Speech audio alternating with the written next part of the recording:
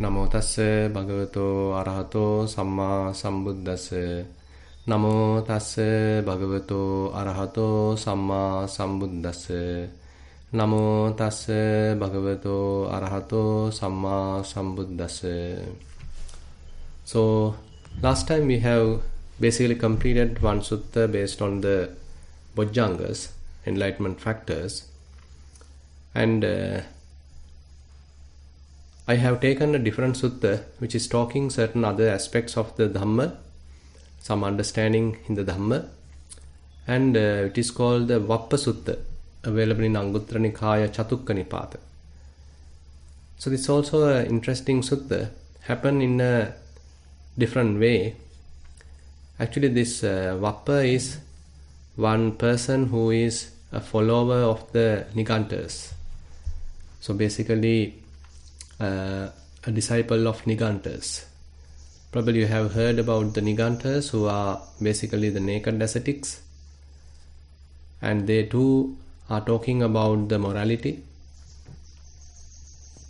And this Vappa is a close follower of those Nigantas. And while Buddha was dwelling in Kapilavattu, in the Shakyan city Kapilavattu, and there he is residing at Nigrodharama, which was built by the Sakyans. So basically the relatives of the Buddha. And they offered Nigrodharama to the Buddha and the Sangha. So during this time, Buddha and the Sangha were dwelling there. And during that time, and Venerable Mahamoggallana had a discussion with this so-called Vappa, who is the disciple of the Nigantas. And Venerable Mahamoggallana mentioned to him, Idassa Vappa Kayena Sanguto, Vachaya Sanguto, Manasa Sanguto, Avidya Viraga Vidya Upada, Passasi no Tvang Vappa, Tang Thanang, Yato Nidanang, Purisang Dukkha Vedaniya Asava, Assa Veyum, Abhisamparayanti. So basically, Venerable Moggallana is taking a kind of a deep subject here and talking about here three kinds of a restrainment. Body restraint, restraint in the speech, restrainment in the mind. And suppose that someone is restrained, already restrained in body, speech and mind, and not only that, he was able to abandon the ignorance, and true knowledge has arisen in him. So that means it is not mere restrainment, it is not mere sila, but he has gone to another level. That is, the ignorance is abandoned and the true knowledge has arisen. Now the question Venerable Moggallana is asking, and do you see anything on account of which taints productive of painful feeling might flow in upon such a person in future lives? Now this is a kind of a challenging question, because he is talking about certain wisdom aspects where the mind is basically equipped with fair amount of wisdom now. The ignorance is fairly abandoned, and he's maintaining good bodily, verbal and mental conduct. So, but anyway, are you seeing any kind of a possibility which is going to give him a painful feeling in the future lives? Now, indicating some understanding in the Vappa's mind, so he says, yes, it is possible. I do see such a possibility. In the past, one did an evil deed whose results has not yet ripened. On that account, taints productive of painful feeling might flow up in upon a person in some future life. Now you know that even a Vipassana yogi, he is capable of maintaining a mind which is free from defilements, and he is maintaining good moral conduct. So what will happen to him in the future after his death?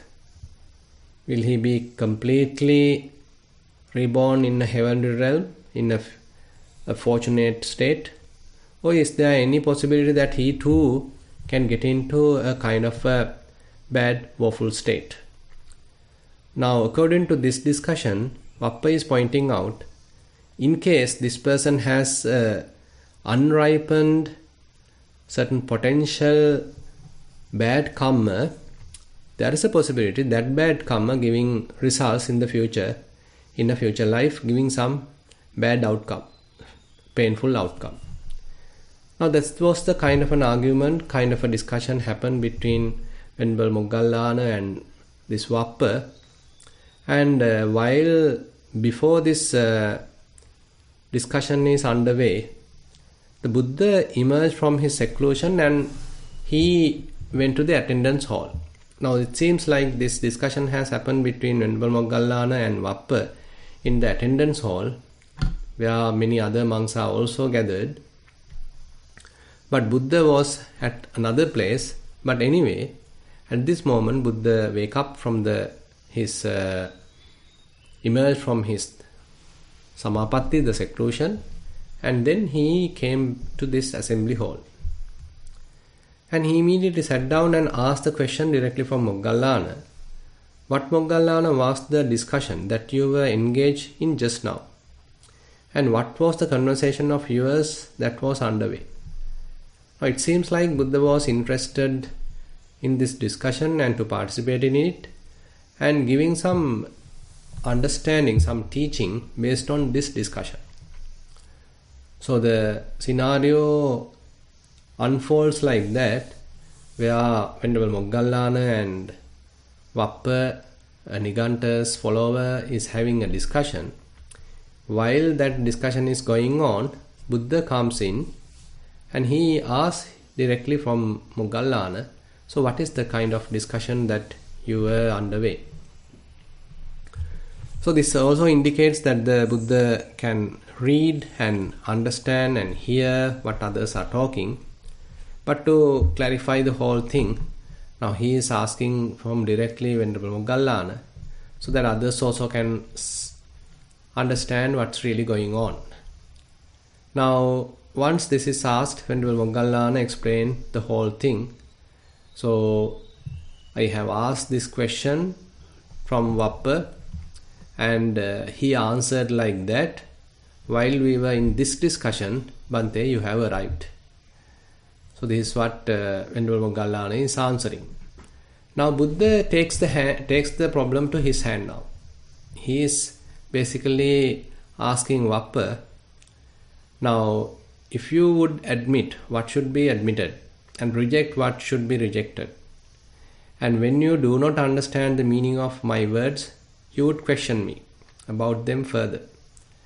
How this happened and what is the meaning, when, and if there are anything to clarify, you can directly ask from me.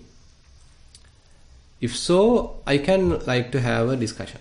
I like to have a discussion with you. So are you ready?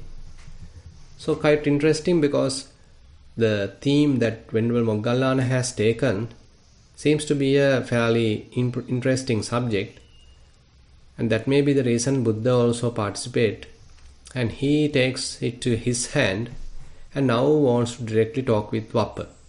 And then when this Vappa agrees, Bhante, I will admit to the Blessed One what should be admitted and reject what should be rejected. And when I do not understand the meaning of these words, I will ask, I will question. So Vappa agreed. Now the discussion happens between Vappa and the Buddha. Now the Buddha is asking from Vappa, Tankim Manyasi Vappa. Ye Kaya Samaramba Pachaya Uppajjanti Asava Vigata Parilaha Kaya Samarambha Pativiratassa Evamassate Asava Vigata Parilaha Nahonti. Now the point is, if there is a possibility of any distressing, any feverish, any painful friction, agitation can happen in one's mind because of the taints. and because of bodily undertakings. Now, if he is refraining from bodily undertakings, if he is maintaining some good bodily conduct, now what do you think, Vappa? Those stains, distressing and feverish, that might arise because of bodily undertakings, do not occur when one refrains from them. He does not create any new karma. Now that's a different point. Now the first one is talking about the good bodily conduct, and there may be a certain part of stains which are producing some kind of a bodily pain, but this person is now take care of the body, is maintaining good bodily conduct, and he is refraining. Because he is refraining, now Buddha is telling, okay, so whatever taints which are productive of giving some bodily distressing, so those may not arise because he is maintaining some good bodily conduct. And further, he does not create any new karma. He is not making any new karma as well. That's another condition. And then he terminates the old karma. So how he is terminating the old karma? Having contacted it again and again. Now this is also a kind of a area that we need to explore. Now we may have to take few more suttas to clarify this point, because these are sometimes kind of controversial points. Because one way that Buddha denies that the complete eradication of karma by torturing the body or going through a kind of a bodily torture, any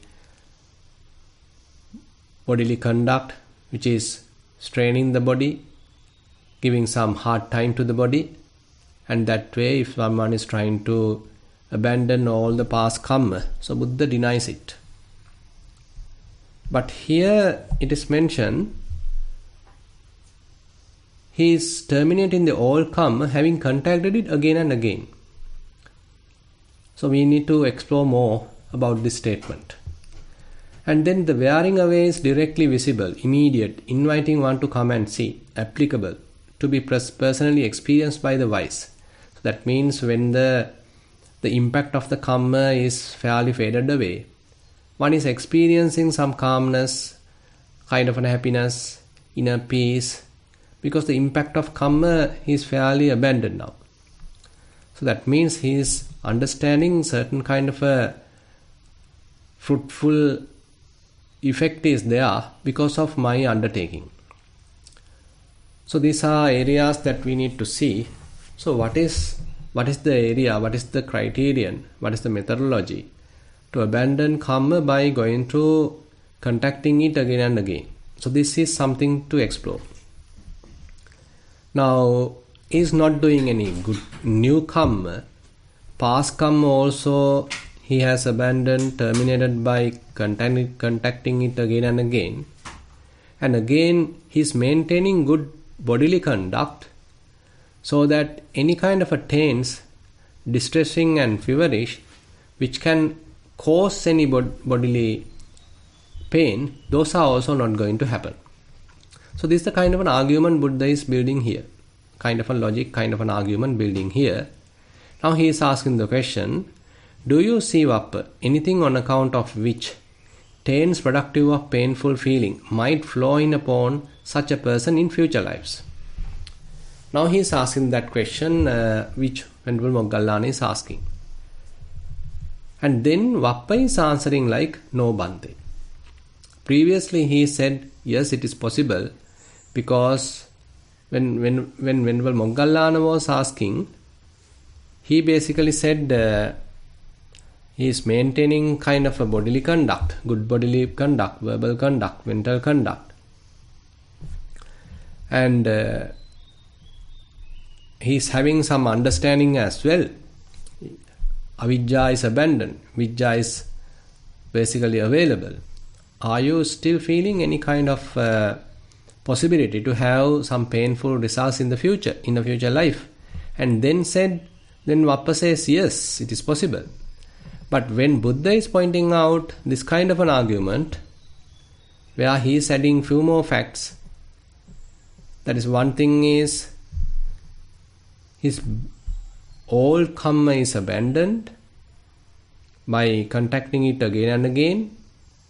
He is not accumulating new karma, and he can see the wearing of the bad karma or the old karma by directly seeing it, immediately seeing it. And not only that, he is maintaining good bodily conduct, so that any kind of a taints arising because of wrong conduct cannot happen. Now, when the Buddha asks this question, Vappa is answering no. That means he can't have any future births which are giving him any sort of a painful result. And then Buddha went on to ask another question talking about the verbal undertakings. Tankim manyasi Vappa ye vachi samaramba pacchaya uppajjanti asava vigata parilaha. So when someone is using bad words, maybe false, untruth, and further maybe divisive words, maybe harsh words, maybe useless words, useless chattering. So all these can produce some sort of influxes in one's mind. They can further strengthen those influxes and further influence the influxes, but someone is maintaining good verbal conduct. As a result of that, it is impossible for those taints which are happening because of the verbal misconduct, they are not happening now because he is maintaining good verbal conduct. And further he adds, he does not add any new karma, and he terminates the old karma, having contacted it again and again. And he can see the results. The wearing away is directly visible, immediate, inviting one to come and see, applicable, to be personally experienced by the wise. So basically, sandittika, nijjara, akalika, ehipassika, opanaika, pachattang veditabba vinyuhi. So basically, this is not a mere argument. So basically, the practitioner is seeing kind of a result. As a result of his practice, he is experiencing some pleasant abiding. Not that he is completely in a kind of a blindfolded way that he is continuing. Rather, he is experiencing his results, some favorable results of his practice. Now, when this question is also asked, that is when Buddha is asking, do you see Vappa anything on account of which taints productive of painful feeling might flow in upon such a person in the future lives? And there again, Vappa is answering, no Bhante. Now you can understand the third question. So Buddha is attributing it to the mental undertakings. There could be taints distressing and feverish that might arise because of mental undertakings. But he is not taking such wrong, thoughts. Instead, he is maintaining good mental conduct. He is refraining from any of those wrong thoughts, unwholesome thoughts. So he is maintaining very good mental culture. Not only that, all the bad, unwholesome karma, whatever the past karma, is basically abandoned, terminated. He is not accumulating any new karma, and he is experiencing the results, kind of a pleasant, favorable results he is experiencing, visible here and now. What do you think, Vappa? Are they going to have any future births which are productive of painful feeling into this particular person? Then Vappa is answering no. Now, as the fourth one, Buddha basically summarized the whole thing. With the fading away of ignorance, arising of true knowledge, those stains distressing and feverish that arise with ignorance as condition no longer occur. Because the ignorance is totally abandoned, there could be certain pains which can happen, which can strengthen because of the ignorance, but now it can't happen because the ignorance is abandoned. His mind is equipped with wisdom instead. So whatever pains which are sharpening, which are further strengthening because of the ignorance, now it can't happen because ignorance is abandoned. And again, he is not accumulating any new karma. He terminates the old karma and he is experiencing the results directly. What do you think? Do you see, Vappa, anything on account of which taints productive of painful feeling might flow in upon such a person in future lives? No, Bhante. Now, after making these questions, now Buddha further clarifies, Evang samma yumutta chittassa ko vappa bhikkhuno cha satata vihara adhigata honti. Now basically all these explanations we can say now attributed to Arahant, a fully enlightened being. Now Buddha is explaining the Arahant, his situation in terms of his restraints in the bodily conduct, verbal conduct, mental conduct. Further, he is not accumulating new karma. All karma also terminated. And further, he has completely abandoned ignorance. Instead, now the liberating knowledge is arisen in his mind. So this is the kind of state of the Arahant. Now Buddha further explains another aspect of the Arahant, telling like this. Samma vimutta chittassa ko vappa bhikkhuno. Now his mind is completely liberated, perfectly liberated. Cha satata vihara adhigata honti. 6 kinds of constant dwellings are there. Now this is another area which we can learn, we can ponder through this sutta.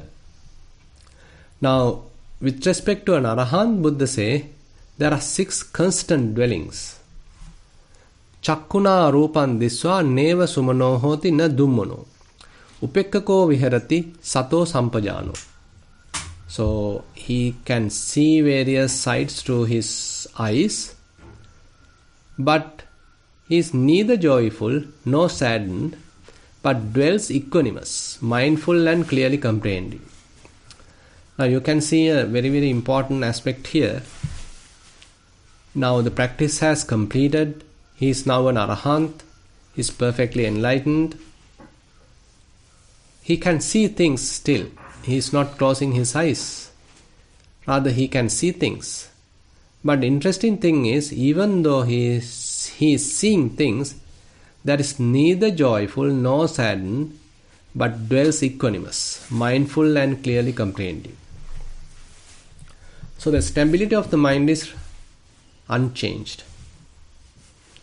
Suppose that he is seeing kind of a bad sight, some sort of a disturbing sight.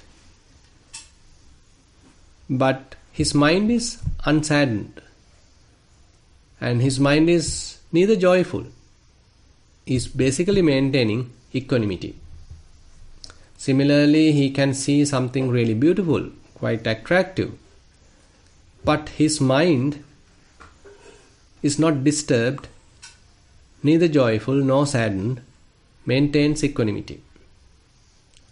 And of course you can understand if in case the sight is quite neutral, he can easily maintain the same state because there is no any kind of a jerk, any kind of a disturbance happening to the mind. So mind remains calm.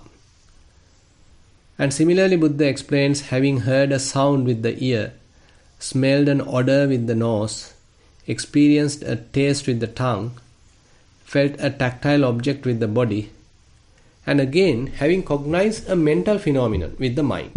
Now he is getting to the mind as well. So mind also experiences certain mental phenomena. Manasa dhammang vinya neva sumano hoti na dummano upekkako viharati sato sampajana. Certain thoughts, certain ideas, certain mental objects can happen in the mind, but they are merely external phenomena. They are unable to disturb the mind. Mind remains calm, steady. So mind does not become joyful or saddened, but maintains its equanimity. So you can see the 6 kinds of constant equanimity in the Arahant's mind. Probably you can remember that we were often talking about the Indriya Bhavana Sutta, the last sutta in the Majjhima Nikaya. A Buddha advised Venerable Ananda telling, okay, there is a Indriya Bhavana, a noble meditation on the faculties or noble development of the faculties. So how one is going to do? So there is a possibility that one may be able to see some beautiful sights. At that time there is a possibility that your mind get uplifted, you become elated, you become joyful, you become happy. But don't stay there. Come back to the middle, that is the equanimity. Similarly, there may be sights which are disturbing, distressing, quite possible to arouse some kind of a pain or sorrow in one's mind. So one may be saddened, one may become sorrowful by seeing it. But don't stay in that sorrow, come back to the middle. The middle is equanimous. So there may be a possibility, a kind of a sight which is producing some mixture of good and bad, positive and negative kind of a feeling. But don't stay there, come back to the almost like pure equanimity. So this is the kind of a theme mentioned in the Indriya Bhavana Sutta, and it is also not a mere equanimous feeling that Buddha is talking. Rather, etang santang etam panitang yaddang upekka. It is sublime, it is calm, it is relaxing, which is the equanimity. Now this equanimity is based on the wisdom. It is not a mere patience-based, endurance-based equanimity. Rather, this equanimity has come through vipassana. So he has seen clearly the nature of the phenomena. And as a result of that, he is able to abide by the equanimity which is produced or which is a product of the vipassana, we can say. So there the theme is that the yogi, the practitioner, still have to continue that practice. Still his mind fluctuates, either to the positive side or to the negative side. Still the mind fluctuates, but his duty is to again and again neutralize it, again and again takes it to the middle. So that is his duty. And as Buddha continues in that area, so he advised, okay, you can use 3 possibilities. Probably you can look at the whole scenario as aniccan sankatang parissamuppanna,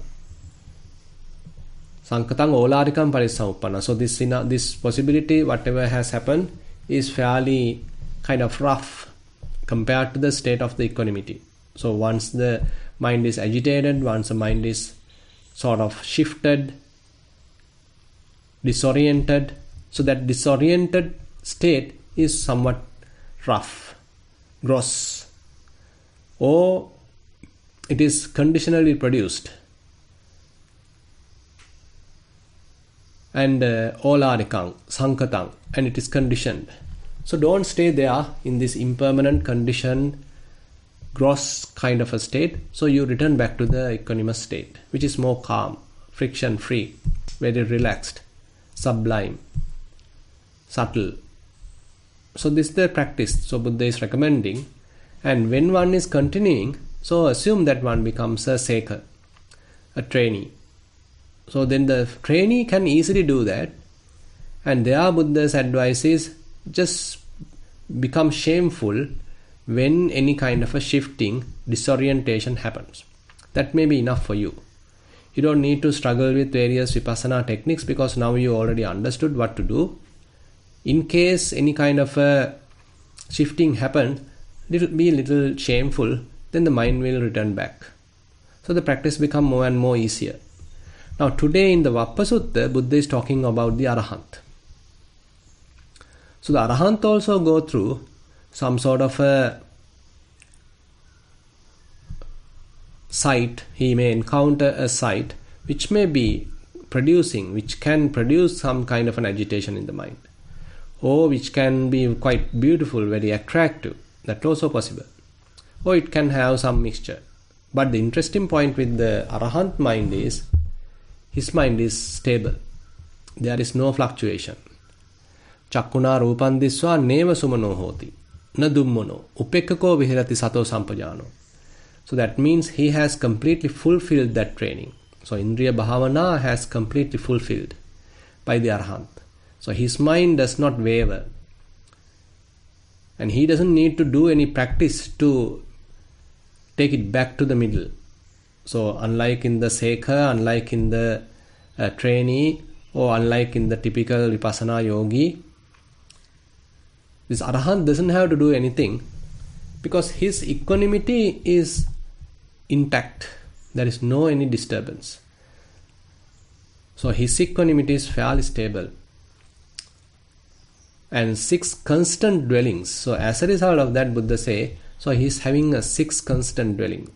Even when he go through any kind of a form through his eyes, even if he encounter any sound through his ears, having smelled any odor through his nose, having experienced any taste with the tongue, or any tactile object with the body, or even a mental object appear in the mind.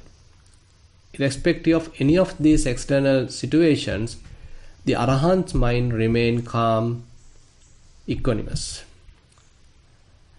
without any kind of a shifting. Now, so what is the state that he is going through at the end? So this is also a question sometimes people are asking. So what happened during the death moment of an Arahant? So kaya pariyattikang vedanang vediyamano, kaya pariyattikang vedanang vediyamiti pajanati. Jivita pariyantikang vedanang vediyamano, jivita pariyantikang vedanang vediyamiti pajanati. Kayassa bheda uddhang jivita pariyadana, idheva sabba vedayitani, anabhinanditani, siti bhavisantiti pajanati. Now this is a fairly strong state. Now he is at the last moment, so-called Arahant, and he recognized certain kind of a feeling which is actually terminating with the body, because that means the body going to die. Whatever the feeling currently available, which is not going to fade away before the death, but it will only fade away after the death with the body. And further, I am feeling a terminating with the body, a feeling a terminating with the body. So that means when the body terminates, when the body fades away, it dies, this particular painful feeling also will fade away. Before that it won't. So that means he have to bear this final pain. And so he feels a feeling terminating with life. He understands, I feel a feeling terminating with life. So that means this body fading away, getting to die, and his life fading away and going to die, very much happening concurrently. And he is attributing either it to the body or to the life, telling, okay, I am experiencing a kind of a feeling which is terminating with the life. He understands. With the breakup of the body, following the exhaustion of the life, now the body is going to die, life is going to end. Now I am spending the last moments. All that is felt, not being delighted in, will become cool right here. Because see, after the death, so his mind is not further grasping anything at all. Now the body completely dies, life also ends. Whatever the feeling completely terminates, the whole thing becomes cooled. Now this is very much like an exhaustion of the a kind of a fire. Say for example, there is a fire burning and there are various fuel being provided. But suppose at one moment one is not providing fuel at all. All the whatever firewood is taken out. Still there may be little,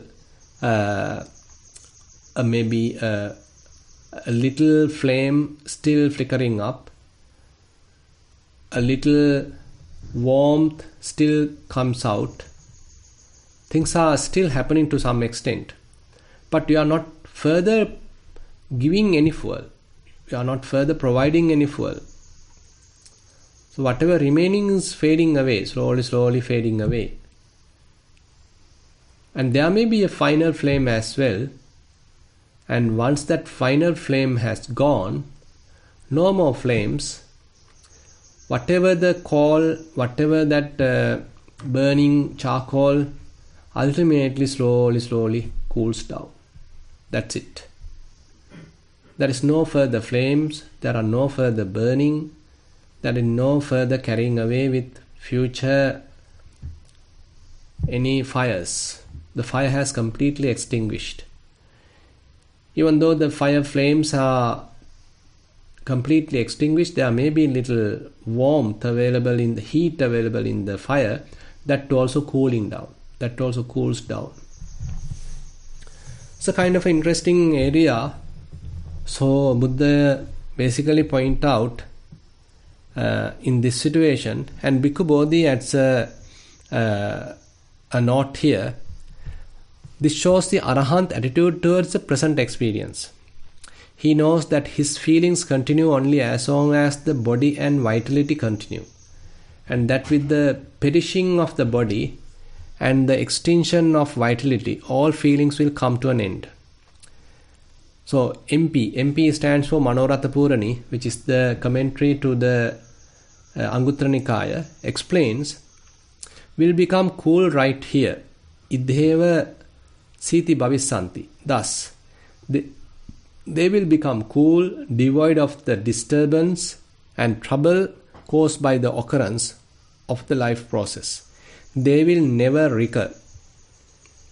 This takes place right here, without his going elsewhere by way of rebirth. So the Arahant is not going to get any rebirth in the future lives. His body completely pass away, and consciousness also completely ends here. There is no grasping at all. So this is the final moment. So the final moment, basically he is fully aware. That's another interesting thing. He is not bewildered, he is not insane, or he is not unconscious, he is fully conscious. He can understand each and every bit what's going on. He's maintaining a kind of a continuous mindfulness. He can understand certain feeling. Okay, now this feeling is going to end once the body dies, once the life ends. And after that, this too will completely cease, completely cools down, nothing more. Okay, I like to conclude today with here, and we'll take another time to explore some more aspects with respect to this sutta, and certain other areas which are doubtful. I like to take the support from other suttas. And if you have any question to ask, now you can take your time.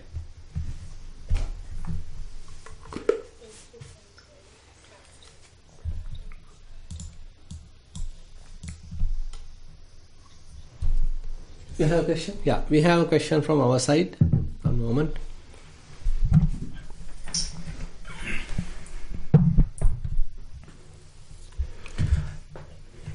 Yeah. Vasai Swaminathe, I just wanted to make a technical note on karma. Karma. Yes. Mm-hmm. Here today we've heard the Buddha talking about not creating new karma and eliminating the past karma. Well, sometimes someone might think that there is that karma is quantifiable. Like you have maybe some amount of karma, 50 containers of karma from the past, and today you've created 700 grams of karma. Good. So someone might have the impression that it's something that you finish. Yeah. But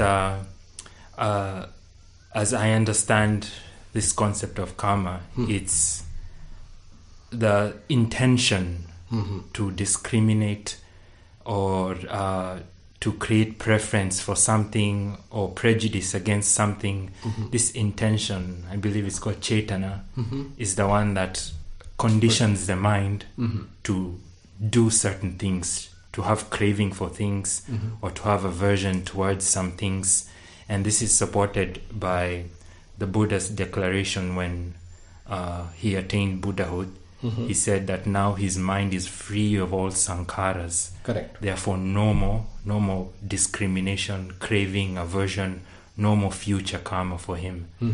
And so I just wanted to share that this thing about karma. Yeah. So actually, this karma-related point is something that we need to further explore. So one area, as I also mentioned, is that in certain suttas, Buddha challenged, and his disciples also challenged the other ascetics. So how do you know that how much karma is still remaining? I mean, you may be torturing your body, going through some self-mortification, and expecting the eradication of the karma, fading away of the karma. So how do you know that how much being already eradicated, how much is remaining? So do you have any accounts? So that's the question that Buddha and the disciples is asking from another person. But here in the sutta, it is mentioned that by going through it all karma again and again, so the old karma has faded away.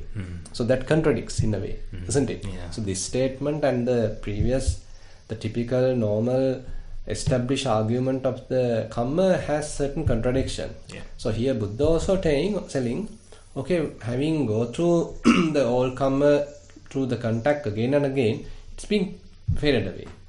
So how are you going to fade this away?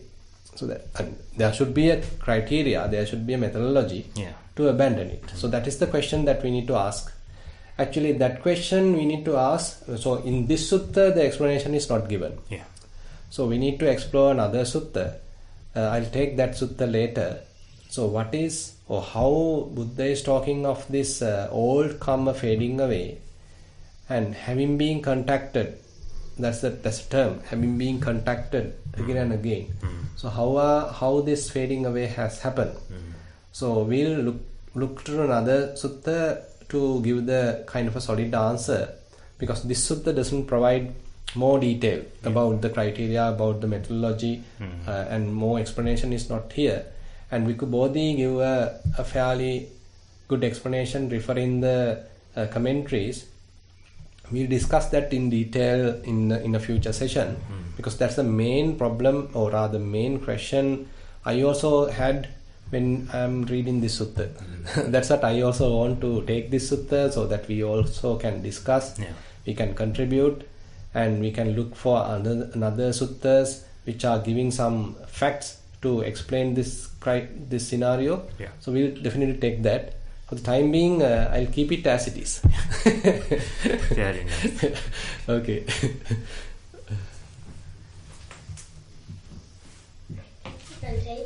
Yeah. Any more questions on this side? No. You have? No. Okay, we don't have. Okay. I can invite Keshav to the next question.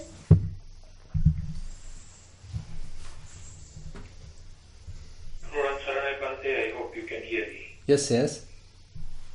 Great. I really enjoy the talk. One of the things I really like the question as well prior to mine about the number of containers of karma that has been brought from past life, or you have sort of accumulated within this life. Correct. And how to negate it, and that is a fantastic question. I would love to hear the next sutra, which basically describes on that, which I sort of understood you're going to talk about it at a later point. Yeah. So for today's discussion, it is so profound how Buddha was saying, when your mind is in a happy or sort of a lustful moment, or sort of a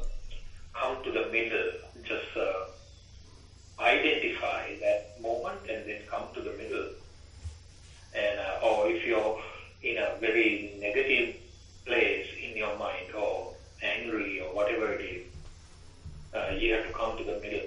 So coming to the middle, you have to first understand that you are in this joyful state, and that joyful is the happy place. You know, always you crave into things.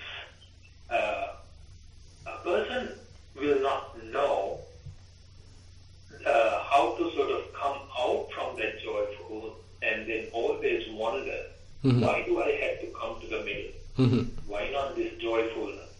Correct. Or a person who is really angry will always want to show that anger to prove his point is right or her point is right, and always go with the argument. Correct. But not knowing, I need to give up, I need to surrender and come to the middle, which means identify that my mind is in a cluster, and then I need to leave. So the beauty about this sutra is the way that I have understood. Not for anybody who can sort of do it. A person who sort of understands that, who appreciates the middle, the tranquil mind, how that brings that joy. And a person who has sort of gone through this type of teaching, that sort of get to a certain level.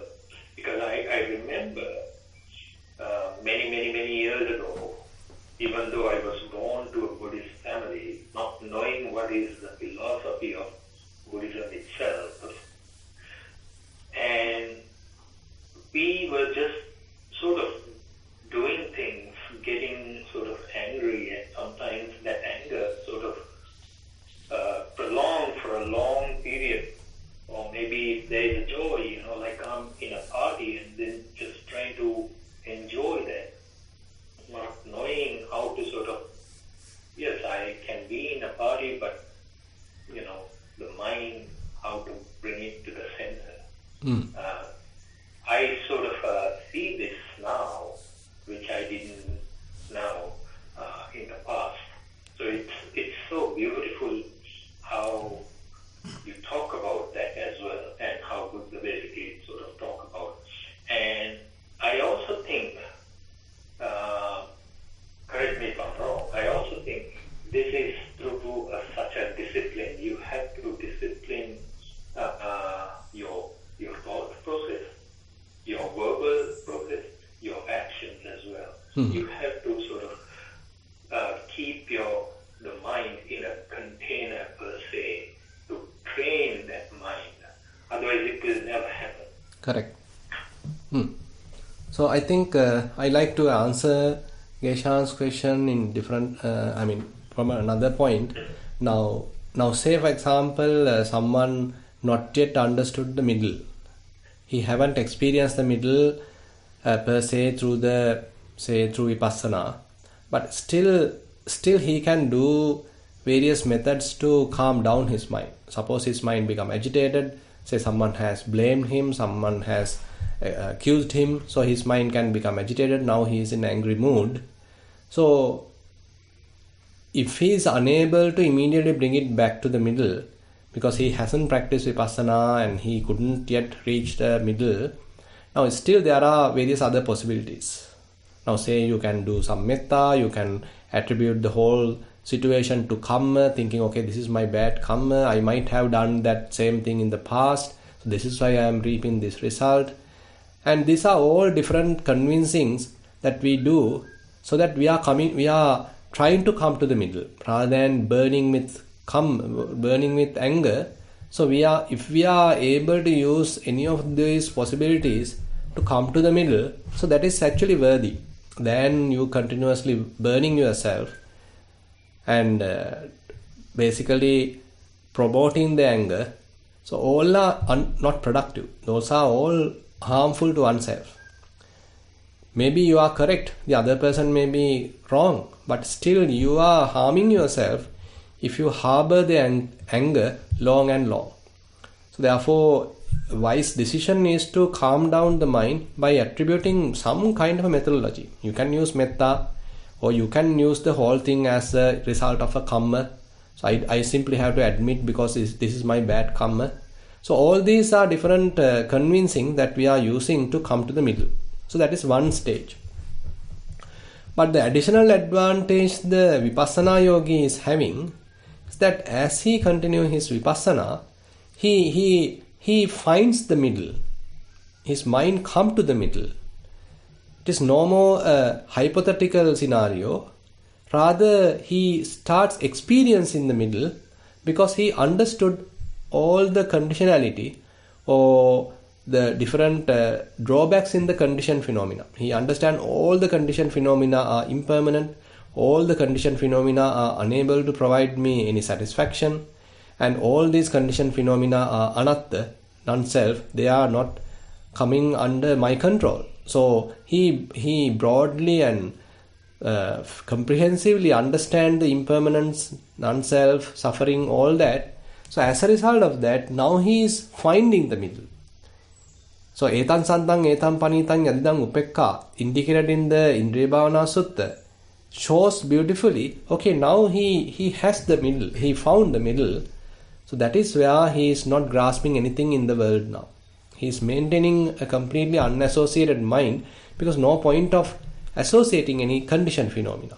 No point of dwelling in any conditioned phenomena because they are not going to provide you any happiness, lasting happiness, because they are very vulnerable.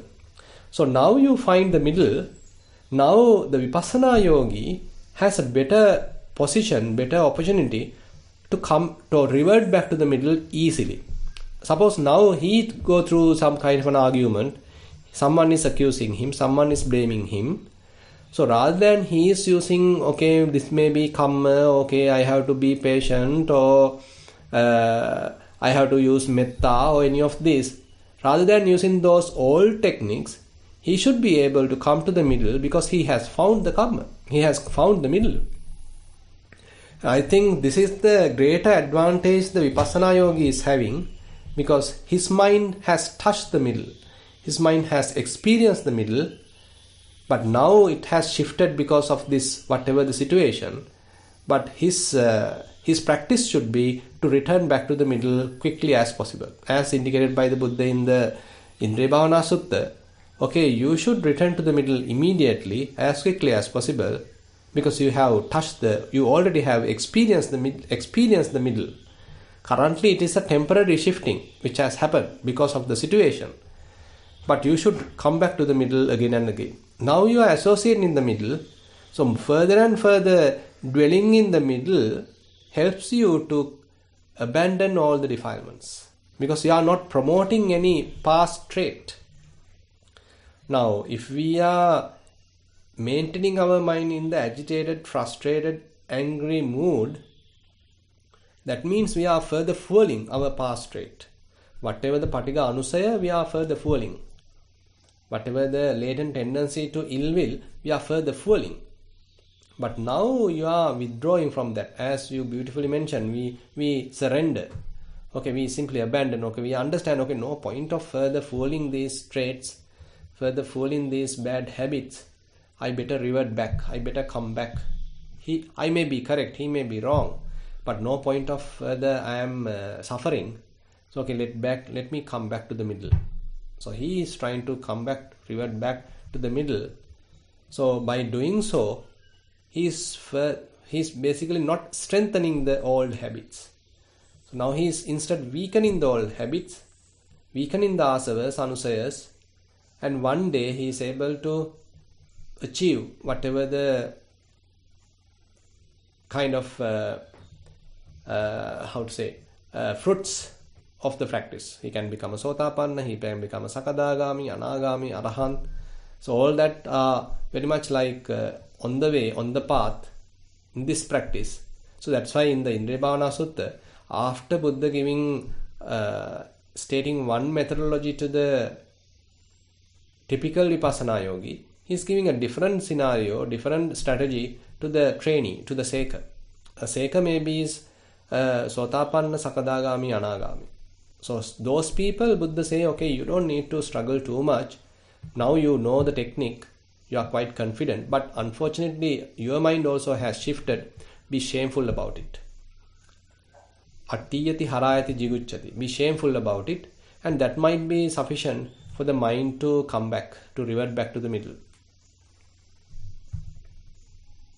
Yes, I think that is a fantastic point. Time to time, I have to remind myself, and technically it becomes like ayyo mega una nega, and then you just sort of to say I don't verbalize it, but it just happens. I hear or I feel that my mind just talks to me. Yeah. And then the moment it says, like, just let it go and then come. Correct. And so I think that is a fantastic point as well, what you brought it up. And that basically sort of I have understood. And another point that I wanted to bring, I think, my experience, I have seen two of my own brothers, and I have sort of hear how they are passing away was, and it was very collectively and how they have sort of gone through that process, and then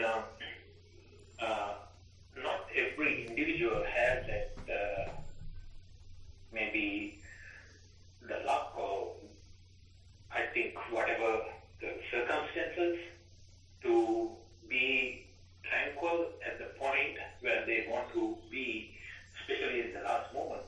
So I think in a way, those two of my brothers who practice very well, I guess, and a person who doesn't do this kind of thing will not know what is the last moment will look like.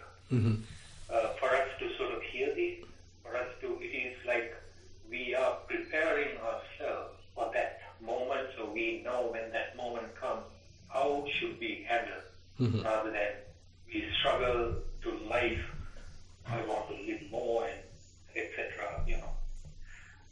So I think this is a fantastic practice. Not having this practice, you will of course going to miss that opportunity to seize that moment, I guess. That's one of the things that when I listen to this as well, it just talks to me. Yeah, correct.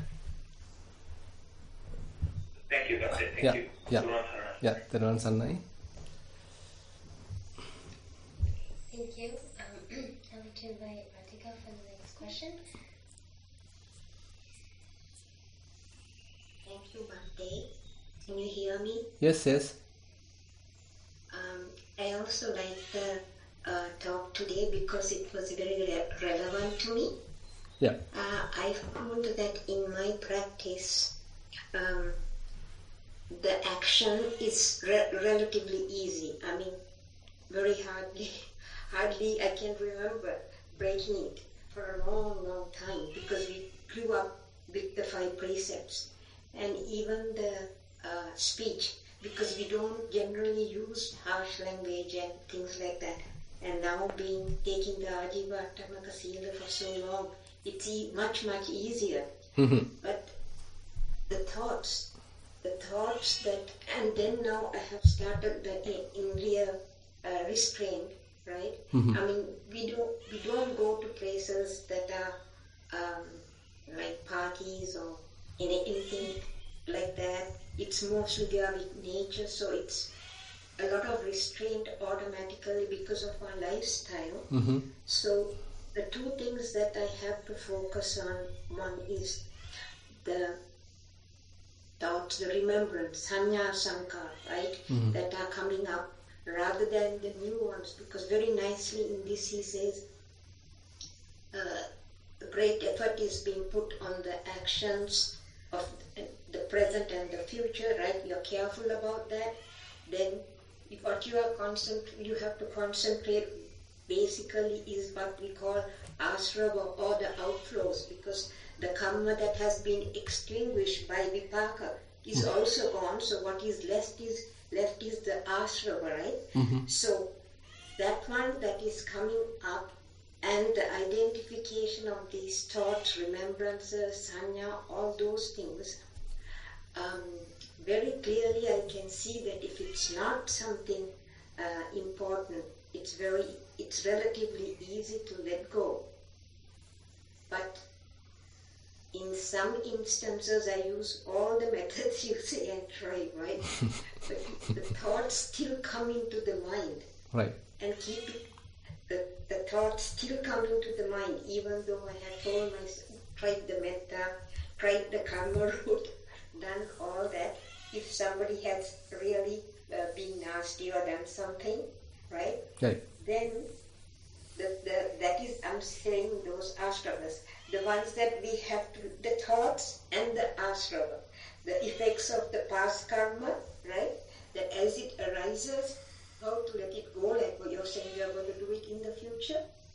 I have been noticing that the stronger the attachment, those are the ones that are harder to give up and let go. Because the other ones, easy. Even in the walking practice, I see the thoughts, but I haven't really made proper contact with them because they are not important, they are not bothering me. So the ones that are bothering me are the ones that are you are giving some priority. Investigate things that are very close to people that are, or yes, mostly people that I'm very close to, or something that means a lot to me. Correct. Right? Yeah. So those ones. Now I know you said that you are going to be doing it because basically it's letting go of ashrava, right? As it arises, and it can arise because those are the ones in the wisdom training we are trying to do, the outflows, right? And or I may be using the wrong word, but there seem to be a few which are coming back again and again. Do you have any advice? Because I'm trying all those methods, but when the mind is very quiet, it comes. So I know what I know theoretically what I have to do, but sometimes I'm not doing it. I have fed it or promoted it for a while before I catch it and do it. Even if I identify it and let it go, it's coming back. Yeah. So I think, so basically, as you said, we first have to see it and then know it, and then we can take an action. So, janato bhikkave, janato bhikkave passato asavanam khayam vadami. So that's the statement from the Buddha in the Sabbasava Sutta. So you should see, you should know, then there's a possibility to work it out. So there may be various strategies. So as you also mentioned, so it is not just a one method available to abandon. So Buddha comes up with 7 methods in the Sabbasava Sutta. So you may be familiar with. So that is the sutta we discussed as the very first sutta in this sutta teaching session. So 7 methods are there. Buddha explained to abandon the asavas. So one thing is the restrainment, as we know, the samvara pahatabba. You are maintaining kind of a sense restraint. Then the parivajjana pahatabba. You are not going to the places, not going to any, say, unwholesome states. Possibly you are trying to avoid them. So that is the parivajjana pahatabba. And then the patisevana pahatabba. Whenever you are using whatever clothing, whatever other material, other requisites, you are being mindful, you are maintaining some wisdom, you know what is the purpose of using them. So basically you are trying to avoid any kind of defilements coming through that usage. Say you are using a vehicle. So probably you might feel conceited when you are going through your new vehicle. So, but you know the purpose of using a vehicle and you are beware of that defilement, and basically not trying to avoid any kind of a defilement arising in the mind while going through this proper usage, mindful usage, the wise usage of the whatever the requisites. So that is the Padisevana pahatabba. And then Vinodana pahatabba. In case there are defilements in the mind, you are not encouraging them, you are not being a victim of them. So you are trying various methods to keep them away, let them go. Vinodana pahatabba. And then say Bhavana pahatabba. So that further you are developing the enlightenment factors. You are strengthening the mind further and further, so that it becomes more reinforced and more equipped, and you have more wisdom, and it appear like a kind of a sheath, a kind of a shield to the mind, so that the defilements are unable to penetrate, hinder, or disturb, because you have a fairly strong developed enlightenment factors. That's another area. And say then the dasana pahatabba. So you know what to think, you know what not to think.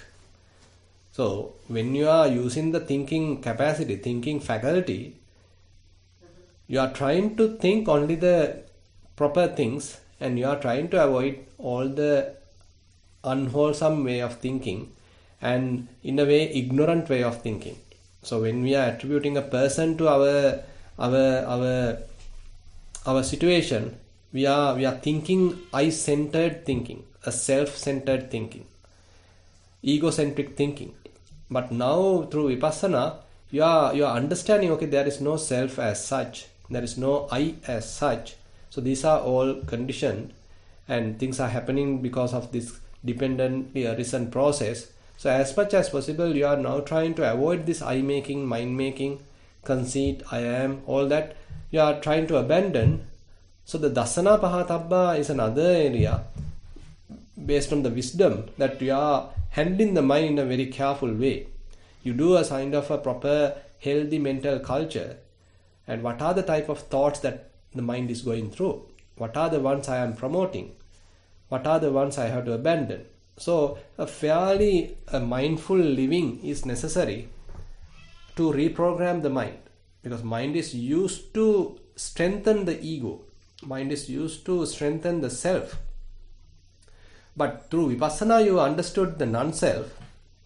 Now you are trying to living according to it, rather than promoting a self. As much as possible, now you are trying to promote the non-self, living through non-self, practically using the non-self to abide by. So these are very interesting areas for us to look at.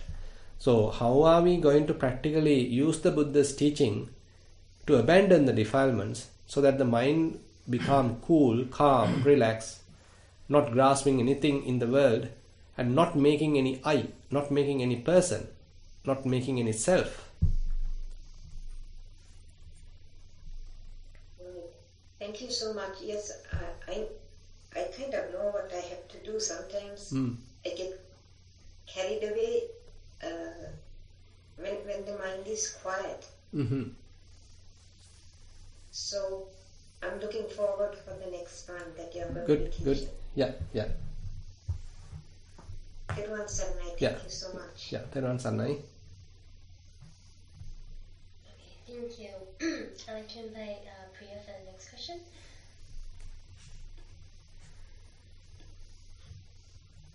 Thero Thanai Bante. Yeah. Bante, I got answers to questions I had from previous discussions, but I want to let you know that through your teachings, earlier I used methods. You told me that metta and karma and everything, but I realized that they are definitely temporary solutions, like keeping the ball under the water by force. And but with practice, I have to work and live with my children, my husband, and none of them are practicing, unfortunately. It doesn't mean that I am better than them. In some aspects, actually, I think they are more advanced than I am. But I had to go to watch films with them, go to do other stuff with them, so I can't avoid family life. So I'm doing those things, but I'm always aware of most of the time aware of my mind condition. So when I watch a film with them, sometimes my mind like it a lot, so I get attached. So I watch how it get attached, and then I don't try forcefully to avoid it, but while I watch it, it goes away. And even at work, I had to associate various type of people, work with various type of people, and especially when in front of when work with people with very high ego, my ego is coming out really strongly.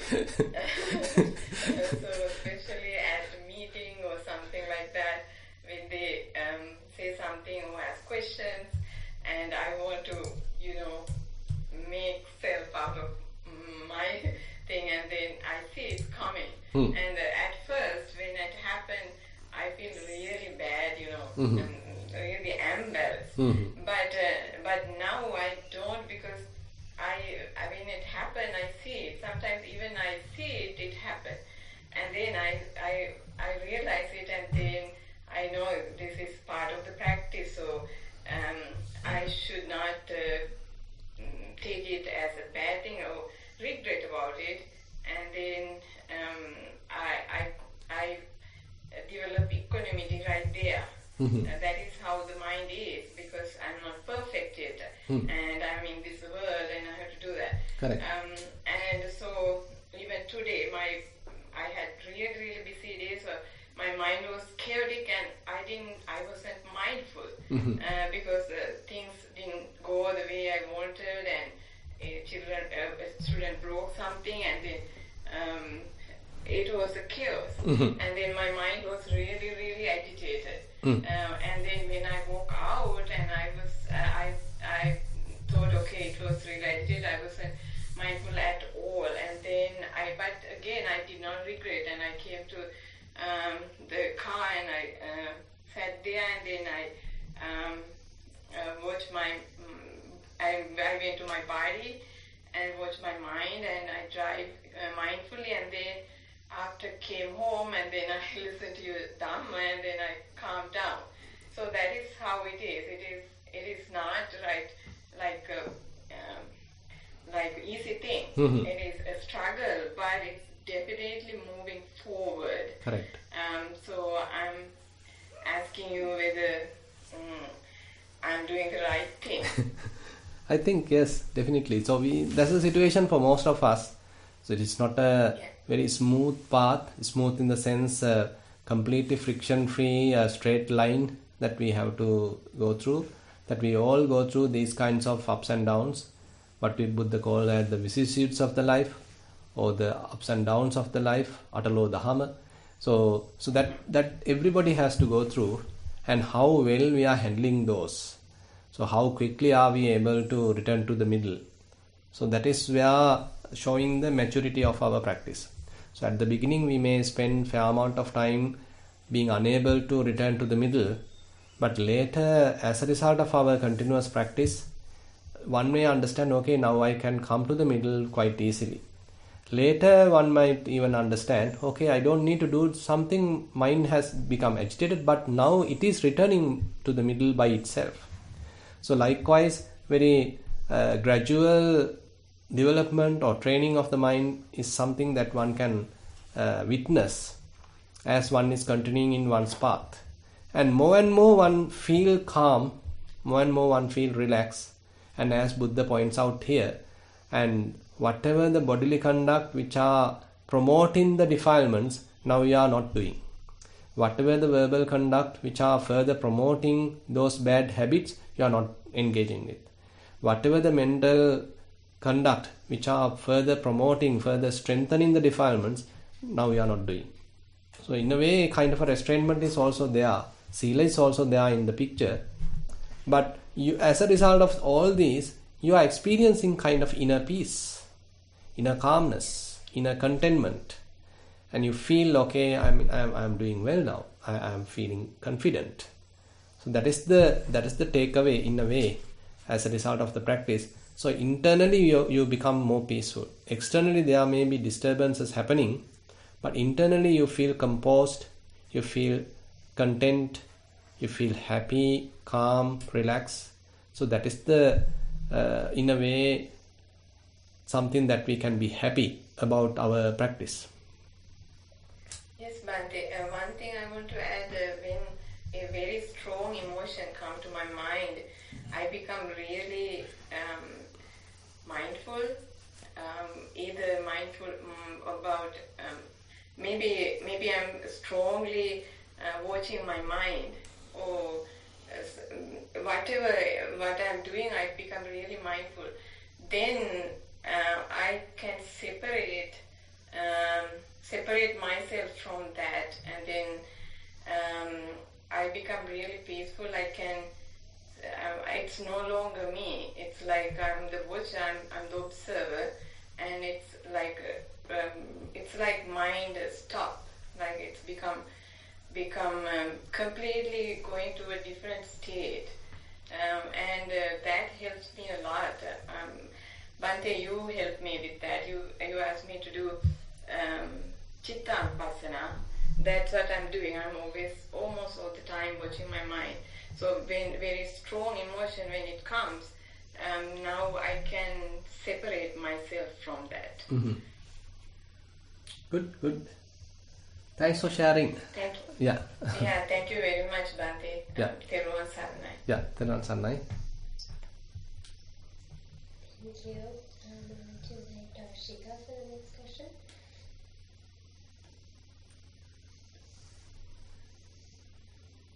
Bhante, can you hear me? Yes. I have a question. I want to know if maybe Arhat or Suvan or Hanagami person is in a state of drowsiness due to being given medication for the pain. What will happen then? Will he regain consciousness? He's not fully unconscious, but he's always semi-drowsy. Actually, as far as we can see from the suttas and some evidence in the suttas, actually Arahant can go through some bodily suffering, as it happened even to the Buddha, to Venerable Moggallana, Venerable Kassapa. We can see that they are telling, okay, it is unbearable bodily pain that I am experiencing. So that means such bodily pains they can go through. But we can't find any evidence from the suttas that they are in a kind of a drowsy state, or any defiled state. We can't find such any of these suttas, any evidence.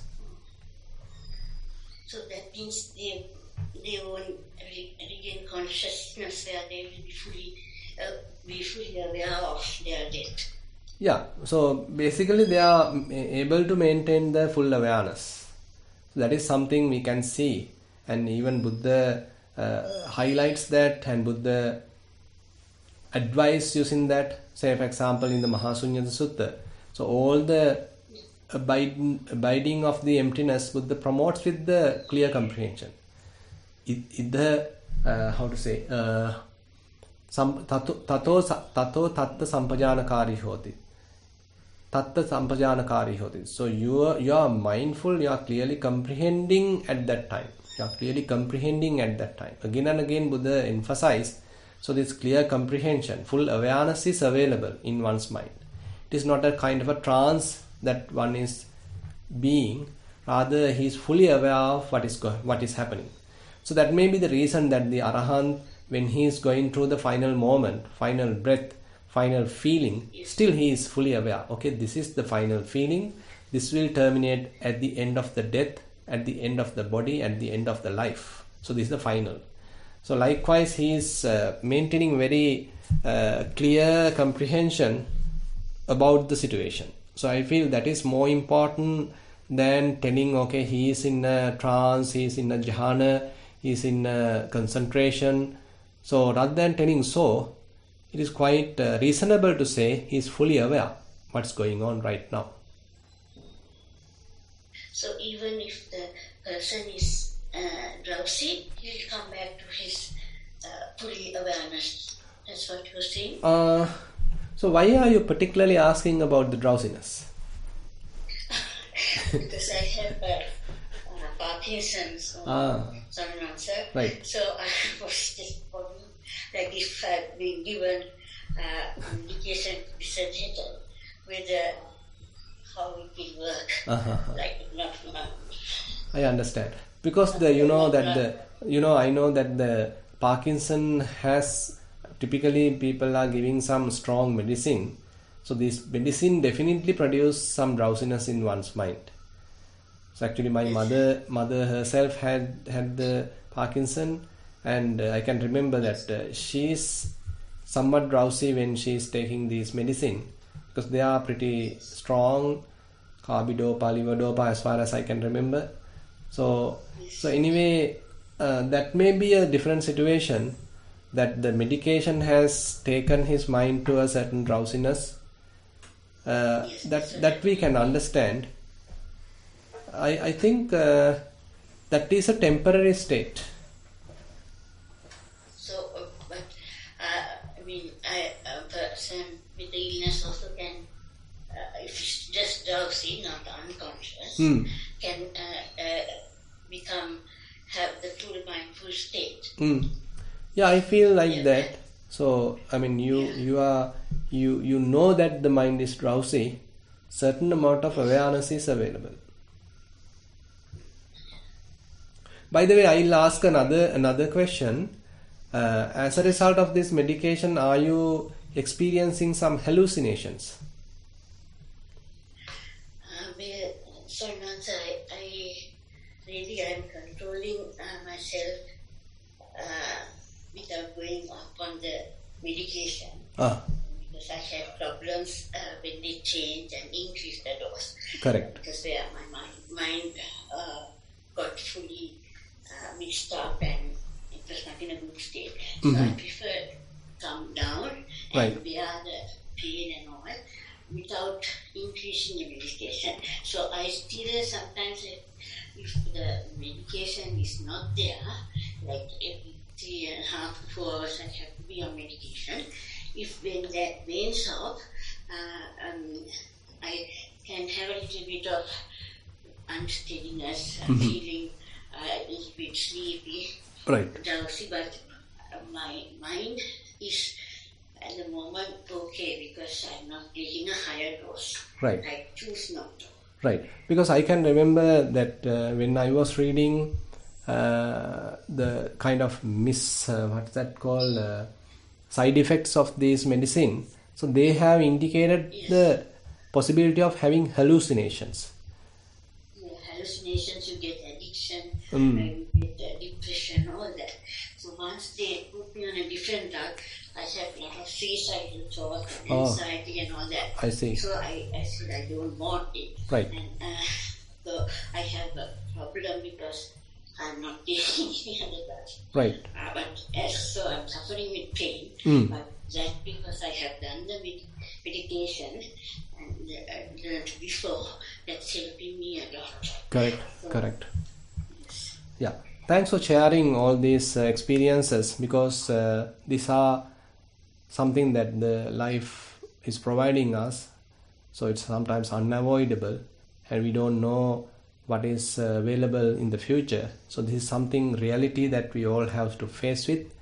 And actually Dhamma helping to face all these ups and downs and giving some maturity, some confidence is quite worthy.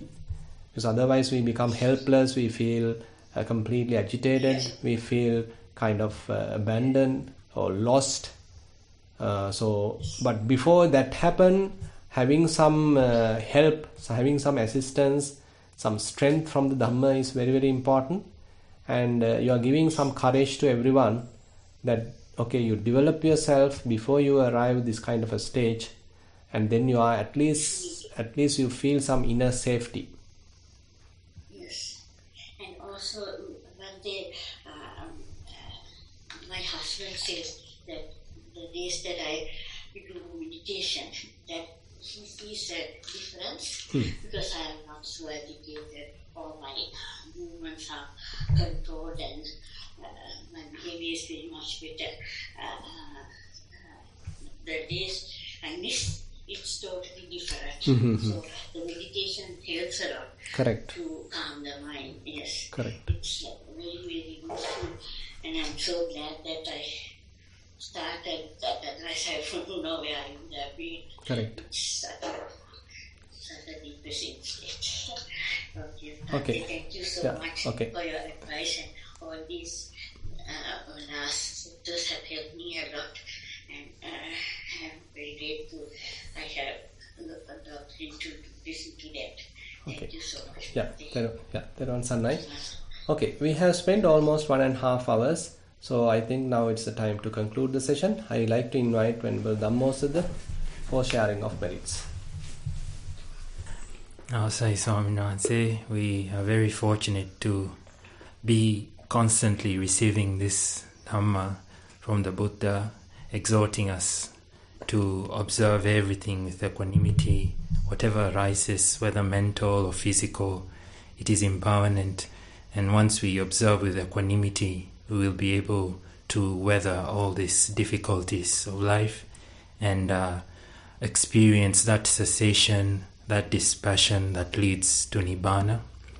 Gathering here, listening and teaching the Dhamma, very fortunate, very meritorious. So we would like to share these merits with our teachers, parents, all the devas. May our relatives rejoice in these merits. May all the devas rejoice in these merits. May all celestial beings protect this Dhamma and the Buddha Sasana for a long time. And may the seeds of Dhamma that we have received continue growing, producing path, fruition, and Nibbana. Now let us recite the traditional Pali verses for the sharing of merits. Ettavata chamyehi sambatam punya sampadang sabbe deva anumodantu sabba sampatti sindhya. Ettavata chamyehi sambatam punya sampadang sabbe bhuta anumodantu sabba sampatti sindhya. Ettavata chamyehi sambatam punya sampadang sabbe satta anumodantu sabba sampatti siddhya. Akasatta ca bummatta devanaga mahiddhika punyang tang anumoditva chirang rakantu sasanang. Akasatta ca bummatta devanaga mahiddhika punyang tang anumoditva chirang rakantu desanang. Akasatta ca bummatta devanaga mahiddhika punyang tang anumoditva chirang rakantu mang parang. Idang o nyatinang hotu sukita hontu nyatayo. Idang o nyatinang hotu sukita hontu nyatayo. Idang no nyatinang hotu sukita hontu nyatayo. Imina punya kammena mame bala samagamo satang samagamo hotu yavanibbana pattiya. Punya kammena mame bala samagamo satang samagamo hotu yavanibbana pattiya. Imina punya kammena mame bala samagamo satang samagamo hotu yavanibbana pattiya. Sadhu, sadhu, sadhu.